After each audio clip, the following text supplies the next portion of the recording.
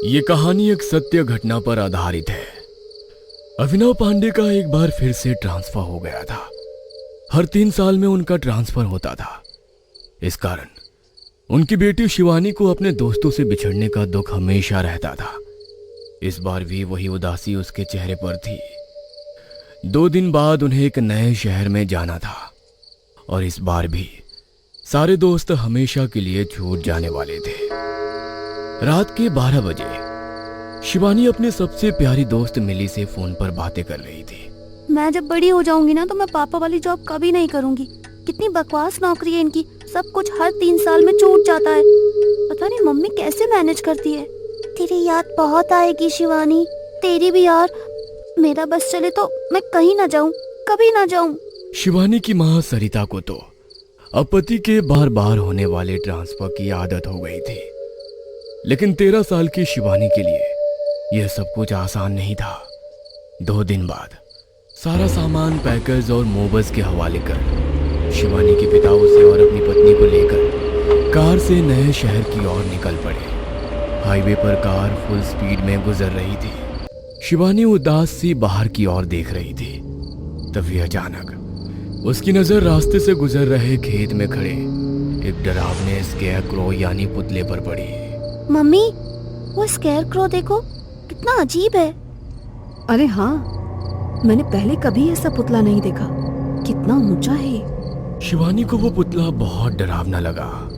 उसे लग रहा था कि वो पुतला उसे घूर रहा है और अपने पास बुला रहा है। तभी अचानक एक जोरदार धमाके की आवाज आई और कार पूरी तरह अनबैलेंस हो गई।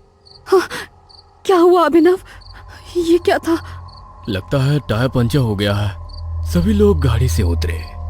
अभिनव ने कार की स्टेपनी निकाली और दूसरी टायर लगाने लगे। सरिता और शिवानी हाईवे के किनारे उस खेत के पास खड़े उसे निहारने लगे। मम्मी, कितने सारे भुट्टे लगे हैं ना खेत में। तुझे खाना है क्या?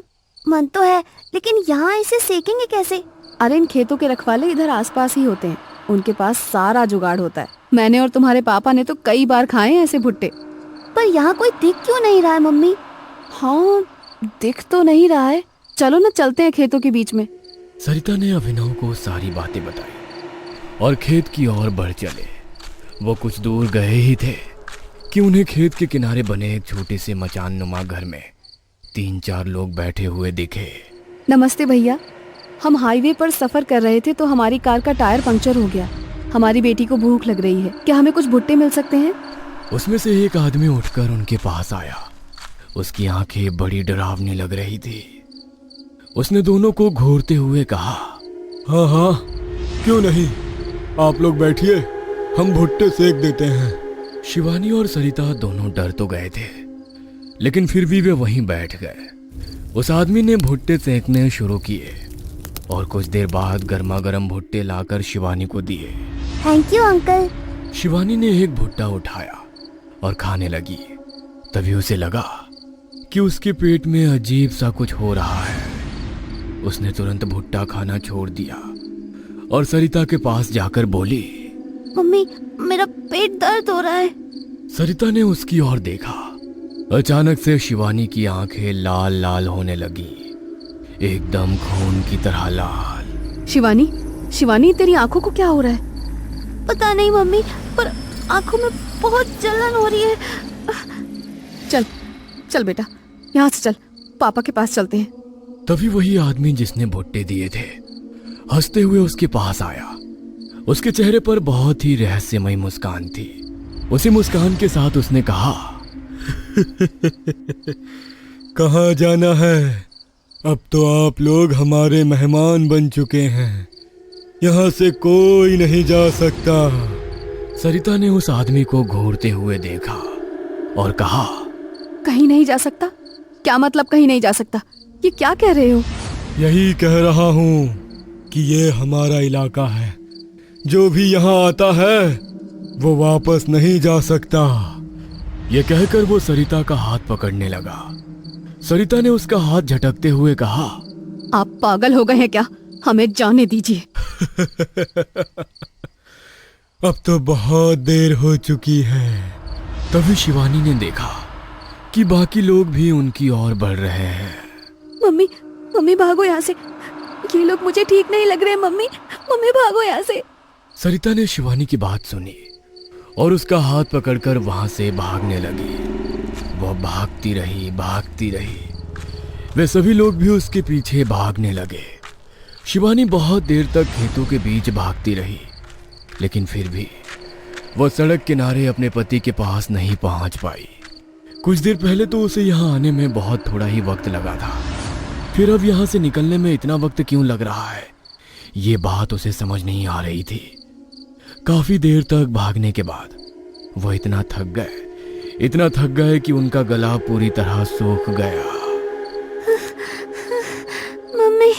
मम्मी प्यास लग रही है। यह कहकर शिवानी जमीन पर गिर पड़ी।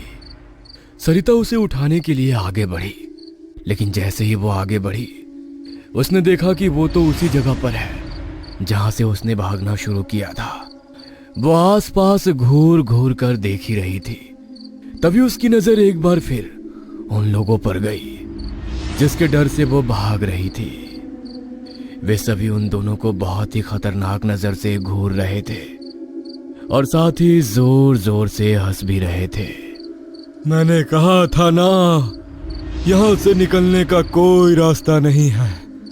अब तुम लोग यहीं रहोगे हमेशा के लिए। शिवानी का शरीर डर के मारे बुरी तरह कांप रहा था। सरिता बार बार अपने आप को कोस रही थी कि वो क्यों खेत में भुट्टा खाने आई। तभी उन लोगों में से एक आदमी ने जोर से चिल्लाते हुए उन दोनों से कहा, पास ही कुआं है, तुम जाकर अपनी बेटी को नहला दो। नहला दूं? लेकिन क्यों? जितना बोला वो करो, ज्यादा सवाल जवाब मत करो। सरिता के पास उन लोगों की बातों को सुनने के अलावा कोई चारा नहीं था। वो शिवानी को लेकर कुएं की ओर बढ़ने लगी। वह कुआं काफी गहरा था और बहुत ही पुराना। कुएं के अंदर काफी झाड़ियां उगाई थी, इसलिए कुएं का पानी बहुत ही कम दिख रहा था। माँ, इन लोगों ने मुझे नहाने के लिए क्यों कहा? मैं इस पानी से नहीं नहाऊंगी। इस कुएं के गंदे पानी से बिल्कुल नहीं नहाऊंगी मैं। लेकिन तभी शिवानी की नजर पास खड़े स्केयरक्रो यानी पुतले पर गई। वो उसे अब भी घूर रहा था। शिवानी उसे देखकर जोर से चिल्लाई, मम्मी! ये देखो, ये स्केयरक्रो यहाँ कहाँ से आ गया? ये वहाँ खेत में था, फिर ये यहाँ कुएं के पास। स्केयरक्रो? कहाँ है स्केयरक्रो? कहाँ है बेटा? मम्मी, ये तो रहा, यहाँ पे खड़ा है कुएं के पास। ये कहकर शिवानी ने अपनी आंखें बंद कर ली और उसने सरिता को जोर से पकड़ लिया। शिवानी का शरीर थर थर कांप रहा था। कुएं के पास कोई नहीं है शिवानी, कोई नहीं है वहाँ पर। तुम आंखें खोलो बेटा, यहाँ कोई नहीं है। शिवानी ने अपनी आंखें खोली। वहाँ सच में कोई नहीं था। कि स्केयरक्रो आखिर गया कहाँ? मम्मी, हम लोग यहाँ से कभी नहीं निकल पाएंगे क्या? नहीं बेटा, निकलेंगे, जरूर निकलेंगे बेटा। पर वो लोग तो कह रहे थे कि... उनकी बातों पर ध्यान मत दो। वे बातें कर ही रहे थे कि तभी शिवानी की नजर सामने से आते अपने पापा पर गई। शिवानी का सारा डर, सारा भय अपने पापा को देखकर छू मंतर हो गया। अपने पापा को देखते ही, पापा आप आ गए पापा। उन लोगों ने हमें पकड़ लिया है पापा। किसने पकड़ लिया है? और तुम यहाँ क्या कर रही हो? तुम और तुम्हारी माँ तो भुट्टा खाने यहाँ आई थी ना? तब शिवानी ने रोते हुए अपने पापा को सारी कहानी बताई और अब तो जो जो बीता सब कुछ सुनाया। ओह, कहाँ है वो लोग? और तुम्हारी माँ कहाँ है? पापा, मम्मी तो यही है, यही तो खड़ी है मेरे पास। कहाँ शिवानी? कहाँ है मम्मी? यहाँ तो सिर्फ तुम हो अकेली। पापा, ये आप क्या कह रहे हैं पापा? ये तो रही मम्मी मेरे पास।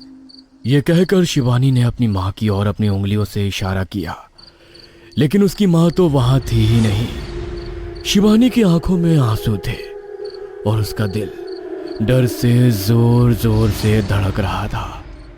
उसने फिर से अपने पिता को समझाने की कोशिश की, लेकिन अभिनव की आंखों में सिर्फ खालीपन था। शिवानी को अचानक महसूस हुआ कि कुछ अजीब हो रहा है। उसने अपने चारों ओर देखा। उसने देखा कि वे खेत फिर से बदल गए थे और वे लोग जिनसे भाग रहे थे वो अब भी उन्हें घूर रहे थे। पापा पापा प्लीज, हमें यहाँ से निकलना होगा। देखो देखो इन लोगों को, ये कैसे घूर रहे हैं हमें। शिवानी, सब ठीक है, तुम बस मेरे साथ रहो, कुछ नहीं हुआ है, तुम बस डर गई हो। शिवानी को लग रहा था कि उसके पिता भी अब उन लोगों के प्रभाव में आ गए थे। उसने अपने पिता का हाथ पकड़ा और उन्हें वहां से खींचने की कोशिश की, लेकिन अभिनव ने उसे अपनी जगह पर खींच लिया। शिवानी, तुम यहां से कहीं नहीं जा सकती। शिवानी के दिल में अब और डर भर गया। उसने अपने पिता की आंखों में देखा, उनकी आंखें भी अब खून की तरह लाल हो गई थी। शिवानी ने अपने चारों ओर देखा, वे लोग एक बार फिर से धीरे धीरे उनकी ओर बढ़ रहे थे। नहीं नहीं, प्लीज हमें छोड़ दो, प्लीज हमें जाने दो प्लीज। लेकिन वे लोग बस हंस रहे थे।